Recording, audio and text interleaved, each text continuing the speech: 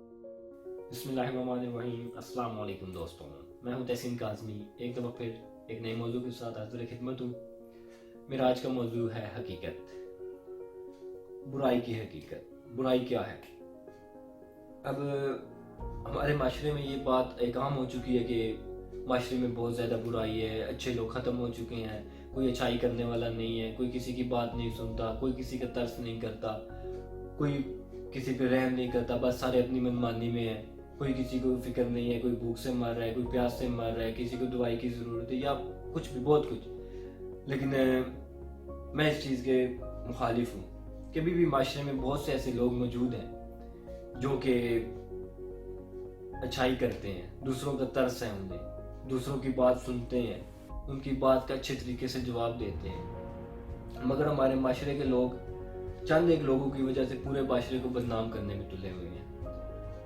میں اپنی زندگی کے چند ایک واقعات کو بیان کرنا چاہوں گا کہ کچھ عرصہ پہلے مجھے یہ کہا جاتا تھا کہ جب بھی تم کسی بڑے شہر، خاص طور پر لاہور، اسلام آباد یا فیصل آباد ٹائپ بڑے جو شہر ہیں وہاں جاؤ تو بہت زیادہ محتاط رہنا، وہاں کوئی کسی کی بات نہیں سنتا، کوئی تجھے اپنا نہیں بنائے گا، ہم سارے جو ہیں تیرے ساتھ فراڈ کریں گے، تجھے دھوکہ دینے میں تلے ہوں گے، کسی سے بات مت کرنا، کسی سے چیز لے کے نہ کھانا، یوں نہ کرنا یا نہ کرنا۔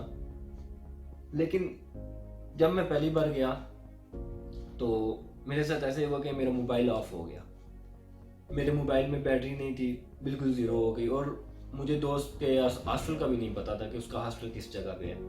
تو میں بہت پریشان، کبھی اس گلی کبھی اس گلی۔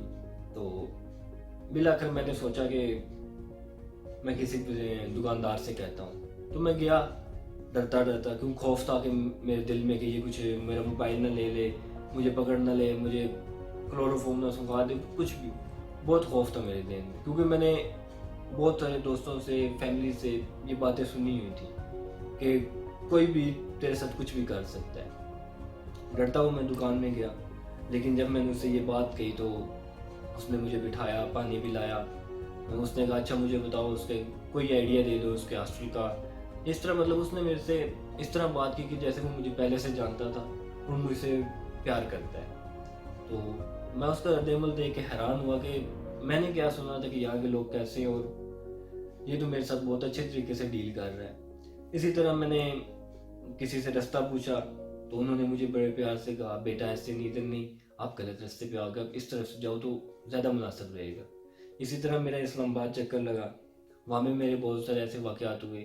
کسی کو ایک دفعہ پیار سے کہنا، انہوں نے کہا اچھا بیٹا آپ ایسے نہیں، ایسے کرو، ایسے اچھا رہے گا، اچھا بھائی ایسے کرو، ایسے اچھا رہے گا، ایسے نہیں ٹھیک ہے۔ تو میرا یہی مقصد ہے کہ ہمیں جو اچھے لوگ ہیں ان کو بھولنا نہیں چاہیے۔ ہمیں اب معاشرے میں جیسے سب کو برا کہا جاتا ہے، برا نہیں کہنا چاہیے۔ معاشرے میں ابھی بھی اچھے لوگ موجود ہیں۔ آپ اپنے موجودہ کے حالات دیکھ لیجئے، ہمارے ملک میں لاک ڈاؤن ہے، اور اس کے مطلب لاک ڈاؤن میں جو روزانہ مزدور کما کر لاتے تھے، کھاتے تھے، ان کے گھر اب کوئی آمدنی نہیں ہے، ان کے گھر کھانے کو کچھ نہیں ہے۔ لیکن لیکن میں اکثر دیکھتا ہوں، میرے پاس میسیجز آتے ہیں دوستوں کے کہ آپ ہمیں یہ بات شیئر کر دیں کہ کسی کو کھانا چاہیے اس نمبر پہ کال کر لیں، کسی کو کھانا چاہیے، راشن چاہیے، ٹی سی ایس ان کے گھر پہنچ جائے گا، آپ فلاں جگہ آ کے کھانا کھا لیں، اپنے گھر کے لیے بھی لے جائیں۔ اسی طرح اور بہت سے لوگوں کے میسیج سنے کہ فلاں آدمی نے اتنے لاکھ ڈونیٹ کر دیے ہیں، فلاں آدمی نے اتنے گھروں کو راشن پہنچا دیا ہے، فلاں آدمی نے یہ کام کر دیا ہے۔ تو ہمیں جس طرح ہم برے لوگوں کو یاد کرتے ہیں، برے لوگوں کی ہر محفل میں بات کرتے ہیں، اسی طرح ہمیں چاہیے کہ ہم ہر محفل میں اس طرح اچھے لوگوں کو بھی یاد کریں، ان کی بات کو اچھا لیں۔ اس کے بعد ہم ان اچھے لوگوں کو بھی برے معنوں میں استعمال کرتے ہیں۔ تو میری سب سے یہی گزارش ہے کہ ہمیں اچھے لوگوں کو یاد رکھنا چاہیے، ان کے ڈونیشن، ان کی خدمات، ان کو ہمیشہ یاد رکھنا چاہیے۔ اور آخر میں یہی کہ دعا ہے خدا سے کہ خدا ہمیں اچھے کام کرنے کی توفیق دے، اور ہمارے ملک کو جو کہ اس وقت ایک بہت بڑی پریشانی میں مبتلا ہے، ہمیں اس سے بچائے۔ پاکستان زندہ باد۔